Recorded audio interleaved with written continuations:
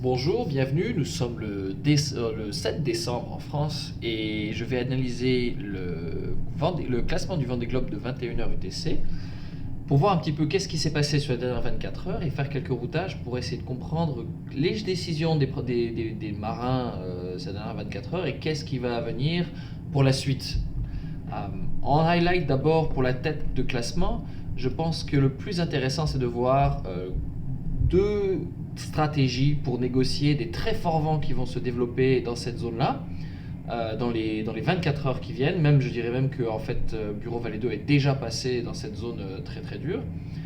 On voit que en fait, si on compare les courbes, par exemple, de Apivia, le leader, comparé à ce qu'on avait prévu dans notre routage à nous, qui ne tenait pas compte de vent maximum et ni de vitesse de bateau en fonction de la mer, et donc qui calcule comme si grosso modo la mer était pas trop mauvaise et que le vent donc, a tendance à privilégier les zones où il y a le fort vent. Euh, le, le, le bord descendant vers le sud était à peu près le même, et par contre, pour repartir, c'était beaucoup plus vers l'est directement, un petit peu comme le fait Bureau Vallée 2 ici, qui descend beaucoup plus est directement et remonte moins vers le nord. Alors que Apivia, et en fait tous les bateaux que vous voyez ici quasiment, sont repartis beaucoup plus nord, et en partant plus au nord, ils se sont éloignés et écartés de cette zone de fort vent qui va se déplacer vers l'est pour s'enfuir en fait. Et ces trois bateaux clairement sont dans ce mode-là, je dirais même tous ces bateaux ici au nord, tous ces bateaux-là ont décidé de s'éloigner de cette zone de très fort vent par prudence et parce que les conditions très difficiles ne permettent pas forcément de beaucoup accélérer. La route va être plus longue par contre, donc ils acceptent en un certain sens de perdre du temps. Et la VMG de par exemple Lintard pendant quelques heures ici était bien moins bonne, et même Apivia était bien moins bonne que Bureau Vallée 2 qui avait réussi pendant quelques temps à repasser deuxième. Bon, alors c'est neck à neck avec Lintard, au coude à coude avec Lintard qui repassait durant les dernières heures second. Ça dépend un peu de la projection par rapport à la route optimale, mais Bureau Vallée 2 avait rattrapé pas mal Lintard après sa nuit difficile dans laquelle il avait cassé pas mal de choses. Donc c'est vraiment deux stratégies. Alors je noterai aussi Groupe Apicil qui est dans le dur encore et qui a pris une option très très très est comme ça, pas trop au nord, et qui va taper vraiment dans des gros vents qui vont venir, qui vont se développer ici. On va le voir dans le routage qui va venir. Donc c'est un peu le choix du marin bien sûr et de leur volonté à prendre des risques en fait. Il y a un gros facteur risque à casser beaucoup de choses hein, dans des mers très difficiles. Donc je suis un peu surpris, enfin Bureau Vallée 2, Louis Bourton, le skipper, a failli casser son bateau et il a dit qu'il est passé au ras de l'abandon dans cette zone-là quand il a dû ralentir fortement. Et maintenant qu'il a réparé, il repart encore dans des conditions très très dures. En tout cas, il vise la gagne et prend beaucoup de risques. Donc ça, on va voir un petit peu, et puis je vais analyser quelques routages à ce niveau-là qui vont être très intéressants, je pense. Le classement ici de la 12e et 13e place entre Banque Populaire et Pure Best Western, les écarts sont très stables. La navigatrice Clarisse a rattrapé quelques milles en 24 heures, mais vraiment pas beaucoup. Ils se tiennent au coude à coude, enfin avec une distance d'environ 120 000, 110 000 maintenant. Le groupe du milieu est très très compact parce qu'ils ont très peu de vent. Ils ont donc aujourd'hui peu de chances de faire des changements de classement pour le moment majeurs et de faire des bonds en avant ou en arrière. Ils vont se faire rattraper, je le rappelle, par ce front-là qui est en train de se déplacer assez rapidement, qui pousse Medaglia et qui rattrape Didac Costa. Alors ce qui m'intéressait justement, c'était de voir, hier on s'est arrêté, on voyait que Medaglia commençait à sentir les effets de la dépression et à la pousser et à rattraper Didac Costa. Et aujourd'hui, Medaglia a récupéré l'intégralité de ce qu'elle avait perdu, l'investissement qu'elle avait fait, que la navigatrice avait fait pour descendre plus au sud, juste à la fin de la dépression. Alors ça remonte déjà à 2 jours, mais on voyait qu'elle était descendue beaucoup plus sud ici que Didac Costa qui était remonté beaucoup plus nord pour profiter de vents plus forts à l'origine, enfin durant ce moment-là. Et donc la navigatrice est en train de gagner son pari. Ça se passe très très bien. Elle est à 50 000 au classement derrière Didac Costa, qui était la différence lorsqu'ils étaient ensemble juste à 50 000 de l'un de l'autre avant la fin de la dépression. Donc tout l'investissement a été récupéré et maintenant tout ce qui est rattrapé en plus, c'est du bénéfice de l'option. Et la VMG donc la vitesse rapportée vers la route directe de Medaglia est de 14,1 nœuds, tandis que Didac Costa fait 12,7. Donc il y a un nœud et demi à peu près quasiment de différence en ce moment, et il y a des bonnes chances donc que l'investissement paye pour Medaglia. On pourra la féliciter. Enfin ici j'ai fait quelques recherches un petit peu parce que j'avais prédit quelques trucs qui ne sont pas réalisés. Alors, en fait le routeur et le routage d'hier montrait que TSE for My Planet allait passer devant Nures, ce qui me semblait surprenant vu les conditions de vent. La raison étant que les polaires que j'ai utilisé une polaire de 2000 d'un bateau de 2008 pour TSE for My Planet. Et j'ai vérifié quand il a été mis à l'eau, et il a été mis à l'eau en 98. Et en réalité, c'est le bateau le plus vieux de la flotte. Alors que le site web de Medaglia annonce que c'est celui-ci qui est le plus vieux. Alors ce sont des bateaux relativement proches en termes d'années. Il a été mis à l'eau en 2000, je crois, à Medaglia, et sous le nom de, je sais plus, Super Bigou, je crois. Et TSE for My Planet était 98, ce sont des bateaux relativement similaires en termes de génération. Donc après, ils ont été boostés de manière différente, donc c'est difficile de savoir exactement qui est le plus rapide. Mais ça explique aussi pourquoi ce bateau-là n'a pas autant rattrapé Nures que prévu. Aujourd'hui, maintenant, a priori, euh, je ne l'ai pas vérifié encore sur le routage, peut-être que je le ferai un peu plus tard. Nures devrait rester devant parce qu'il a pris une option, il a une capacité à accélérer beaucoup plus importante. Et dans les heures qui viennent, la dépression, le bras de la dépression qui les pousse aujourd'hui, va rester encore un petit peu meilleur, favorable à Nures et moins pour TSE for My Planet. Voilà, et puis par contre, prédiction qui est en train de se réaliser, Charal a bien décroché de ce groupe-là à nouveau, se retrouve dans des régions un petit peu moins fort vent. Il va essayer de rattraper ce vent ici, il va en toucher un petit peu, mais pas beaucoup, et il va se retrouver a priori, comme on l'avait prévu il y a quelques jours, dans une zone d'anticyclonique. Donc voilà pour ça, et on va maintenant s'intéresser vraiment au routage à l'avant et à voir comment les bateaux de tête peuvent faire des choix en fonction de leur goût pour le risque. Pour commencer, nous allons regarder le routage de la Pivia en fonction de paramètres de vent maximum toléré. J'ai trois routages ici. Le premier est un routage qui dit je prends tous les risques possibles, je ne m'autorise à prendre n'importe quel type de mer, n'importe quel type de vent, et donc c'est le risque maximum. C'est un petit peu l'option qu'est en train de faire Bureau Vallée 2, mais là on regarde un petit peu la différence pour le leader. Et donc c'est ça, c'est la route qui passe par le sud, qui est en mauve, et qui va passer par des vents très très forts, très très durs. Je crois qu'Apivia, le leader, le skipper, avait dit que sur les fichiers, ils annonçaient 40 ou 45 nœuds 40 nœuds de rafale, et il disait a priori il y aura probablement 50 nœuds en réel dans les rafales, étant donné son expérience avec les rafales dans ces zones-là. Donc 50 nœuds en rafale, c'est vraiment très très fort, avec 6 mètres de creux annoncés, c'est vraiment extrême. Par contre, les routes au nord, en fait, sont deux routes différentes. L'une avec toléré des vents moins de 30 nœuds avec des rafales de moins de 30 nœuds, et un autre avec tolérant des 35 nœuds, c'est ça, les rafales, et un autre qui est en vert ici, qui est de naviguer dans des régions avec 30 nœuds de vent et des claques tolérées à 40 nœuds, des rafales à 40 nœuds, un petit peu plus agressifs, avec une mer qui n'est pas plus grosse que 6 mètres de creux. Parce que le grid a aussi des informations de mer prédites qui ne sont pas forcément extrêmement précises, mais quand même donnent une indication. Donc si on regarde un petit peu qu'est-ce qui se passerait, en fait, ça ce sont des choses, je pense, que les navigateurs, les marins font vraiment. En fait, on voit bien la différence. Ici, il y a vraiment une zone de fort fort vent, ici, de vent établi à 35 nœuds à peu près, avec des rafales probablement au-delà de 45 nœuds.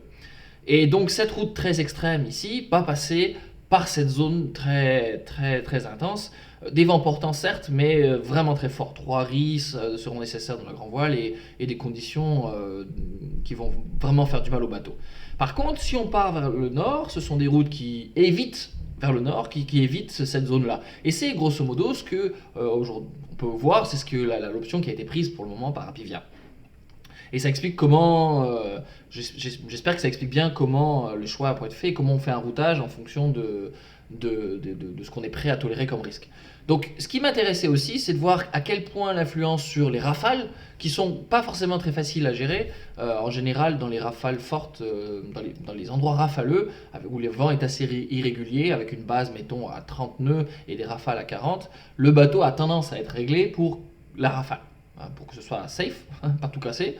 Et donc, il y a une différence de routage entre les deux tolérances.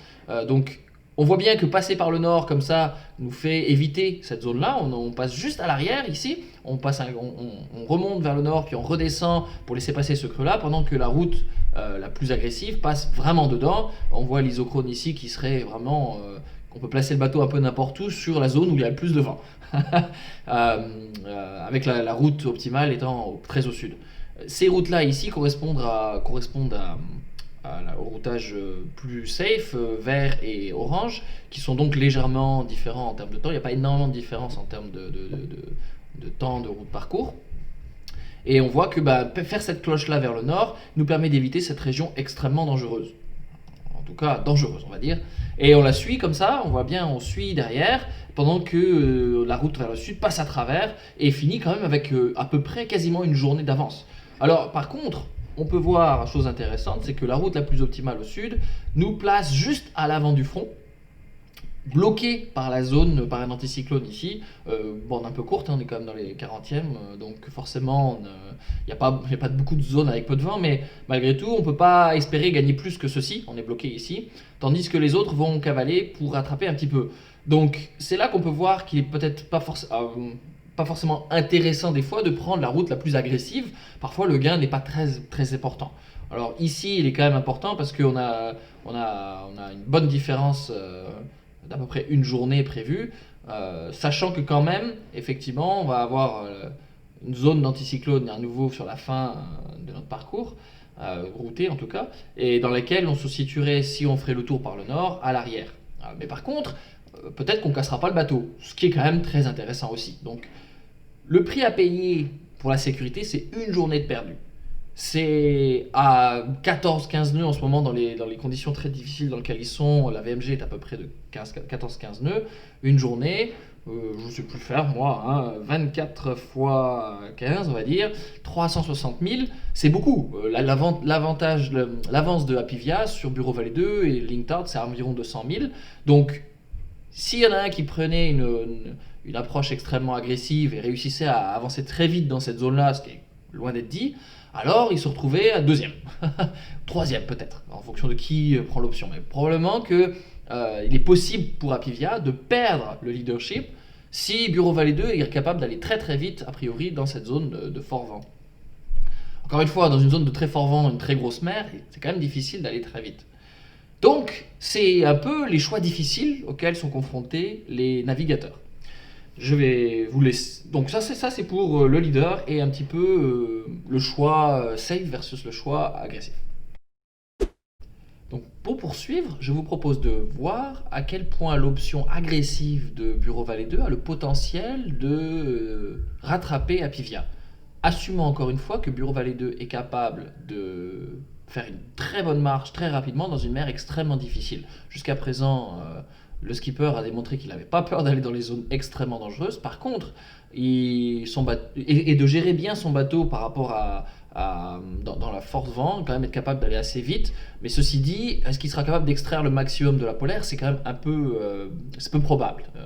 La différence entre Apivia, je crois, et Bureau Vallée 2, c'est que Bureau Vallée 2 a des foils qui sont orientables, ajustables, ce qui veut dire qu'il peut diminuer la portance de foil dans le mauvais temps, c'est favorable.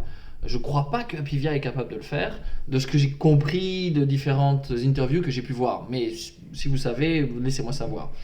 Ça peut expliquer entre autres pourquoi le skipper de Bureau Vallée 2 fait le choix parfois de passer dans des endroits très difficiles. C'est aussi apparemment son tempérament. Donc, j'ai laissé 3 routages en fait.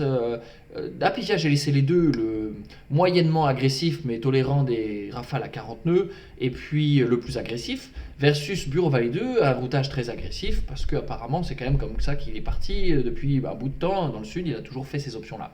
Donc, si on fait la prédiction météo, on peut voir que grosso modo, La route commence par passer un petit peu sud parce qu'il est quand même placé plus au sud que Apivia et qu'il faut qu'il déborde une zone anticyclonique ici. Par contre, voici la zone de très fort vent qui apparaît ici, qui annonce donc des vents ici on voit 50 nœuds à établi quand même. Et on voit donc la route optimale de Bureau Vallée 2, pardon, Apivia qui est ici, qui est donc très en avance sur Bureau Vallée 2. Forcément, les deux routages étant très agressifs et les positions des deux bateaux étant relativement proches, ils sont à peu près dans le même système météo. À ce niveau-là, si Apivia partait à toute balle dans la zone le plus dure, il resterait devant Bureau Vallée 2. Par contre, on voit que déjà à ce moment-là, donc ça c'est dans... Est-ce que je peux avoir le temps? Oui, c'est ça. Donc le 9 décembre, dans 3 jours, même pas, 2 jours et demi. Dans 2 jours et demi, peut-être même un peu plus tôt en fonction de comment ça se passe, peut-être 2 jours. Si Bureau Vallée 2 va vraiment vite sur cette option-là, et que c'est bien l'option qui est choisie, d'aller vraiment dans le plus difficile avec des claques peut-être à 60 nœuds, je ne sais pas, ça va être intense, il passerait devant Apivia quand même, prendra le leadership du Vendée Globe. Parce que la route un peu plus safe de Apivia passe par ici et se retrouve derrière. Encore une fois, ça dépend aussi, est-ce que Apivia va peut-être tolérer un petit peu plus, tolérer des vents plus forts pendant pas trop longtemps, contrairement à Bureau Vallée 2 qui pourrait aussi décider de prendre un peu de dur mais pas trop tout le temps. Donc il y a beaucoup de marge pour eux pour évoluer, mais a priori, en fonction des scénarios que nous avons simulés ici, qui me semblent avoir un peu de sens quand même, en fonction des tempéraments des skippers et de ce qu'ils ont fait jusqu'à présent, eh bien on peut voir que Apivia, de manière la plus agressive, reste devant Bureau Vallée 2, mais Bureau Vallée 2 passe devant Apivia si celui-ci prend une option un peu safe et tolère des claques à maximum, des rafales, pardon, maximum 42. Sachant qu'en plus, les modèles montrés ici sont souvent un petit peu optimistes par rapport au maximum de vent prévu et donc ont tendance à sous-estimer un petit peu les rafales maximales. Donc, dans les 2 jours qui viennent, on va savoir qui va passer premier du Vendée Globe et ça va dépendre un petit peu à quel point la prise de risque de chaque skipper et de leur capacité à pousser leur bateau dans des zones difficiles. C'est prometteur.